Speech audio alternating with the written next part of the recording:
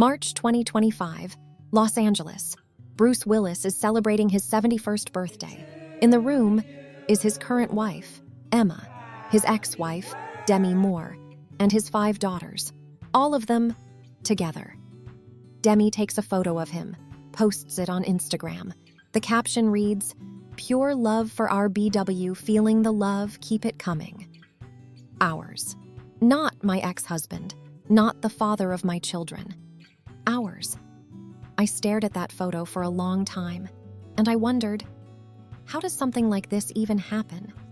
How does a man live 2 lives, 2 marriages, 5 children, 40 years in cinema, and end up in a room where absolutely everyone wants to be right by his side? Today, we look at the story of Bruce Willis. Not the movies, the people who loved him. July 1987, Los Angeles.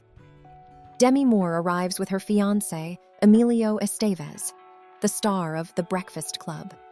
They are engaged. The wedding invitations have already been sent out. Behind the bar stands Bruce Willis, a former bartender from New York, now the breakout star of Moonlighting. He sees Demi, and he starts juggling the shaker. Demi would later write in her memoir, "He was brash, dark, and handsome. He was flipping the shaker in the air. In 1987, that felt cool, and the entire time, he kept his eyes on me." A few weeks later, Demi breaks off her engagement with Estevez. A few weeks after that, she and Bruce are together. And just 4 months after their very first meeting, they are in Las Vegas, walking between the gaming tables. Bruce says, "I think we should get married." She thought he was joking. He was not joking. That very same night, they get married at the Golden Nugget Hotel. The ceremony is conducted by Little Richard. Later, Demi revealed that she got pregnant almost immediately after the wedding. 4 months from the first meeting to the wedding. Pregnancy from the very first night. This is either destiny or a very, very convincing bartender trick with a shaker. And this is where it gets interesting, because the kind of husband he was behind closed doors didn't exactly match the man he portrayed on screen. On screen, Bruce Willis is a loner, a diehard, on his own, owing nothing to anyone. Behind the scenes, he was helping deliver babies, literally. Demi wrote, "Bruce helped pull that baby out of me." She was talking about the birth of their first daughter, Rumer, 13 years, 3 daughters, one of the most famous marriages in Hollywood. But here is a detail that is rarely mentioned. During this period, he had serious struggles with alcohol, and around that time, something in the relationship began to shift. In 1998, they announced their divorce. They finally split in 2000. Bruce gives an interview to Rolling Stone right after. "We have 3 children whom we will raise together, and we are probably as close now as we have ever been. Our friendship continues." Wait, those are the words of a man who just got divorced. Not, "We tried our best." Not, "I wish her all the best." Our friendship continues. And here is what happened next. Demi started dating Ashton Kutcher, 15 years her junior. Bruce attended their wedding, and later, Demi and Ashton attended Bruce's wedding to his new wife, Emma. These are either the healthiest people in Hollywood, or someone is playing a very good game of pretend. Or there is something else. After his divorce from Demi, it took 9 years before his wedding to Emma. What happened during those years? A few high-profile names in the tabloids, but nothing serious. Brooke Burns, a model, a few months. Maria Bravo, they dated briefly.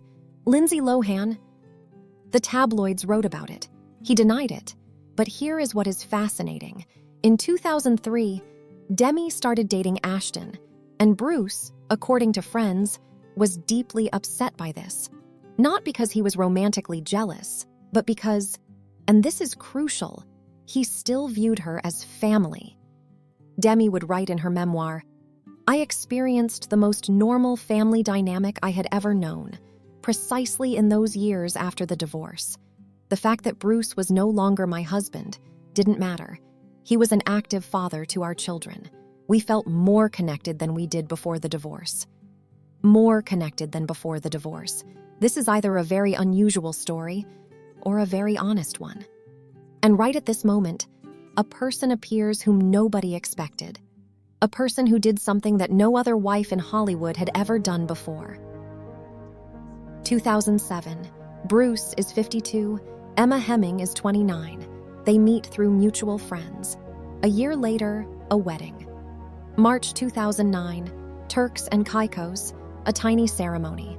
Among the guests, Demi Moore and Ashton Kutcher. The world is skeptical. A 23-year age gap. He has been married before. He has 3 children. Will it last? Here is what happens next. 2012. Their daughter Mabel is born. 2014. Their daughter Evelyn is born. Bruce Willis now has 5 daughters. He would say in an interview with People, "In general, I think women should be in charge of everything. Women are just a lot smarter than men." And then he added, "If I ever have kids, I want to be the dad who runs around with them, not the one who says, 'Okay, let me catch my breath.'" That interview was in 2017, when he already had 5 children. And he still says, "if." Because for him, this is not an obligation. This is exactly what he wants. And then, 2020, the pandemic. Bruce goes into quarantine with Demi, not with Emma. She stays in Los Angeles with their younger daughters. Bruce goes to Demi's house, where their adult daughters are living, and they quarantine together, all 4 of them, an ex-husband and ex-wife, in the same house, for several months. This is either very strange, or it was the only way that made sense for this specific family. March 2022, the Willis family publishes a joint statement, signed by everyone: Emma, Demi, all 5 daughters, aphasia.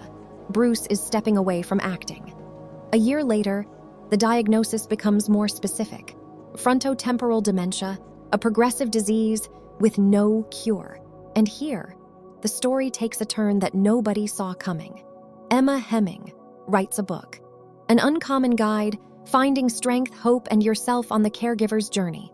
She says, "This is the book I needed when Bruce was first diagnosed, and I was paralyzed with fear. This is the book that will help the next caregiver." And Demi starts visiting him every single week. In an interview with Variety, she would say, "For me, it was never a question. I come because that is what you do for the people you love." For the people you love. Present tense.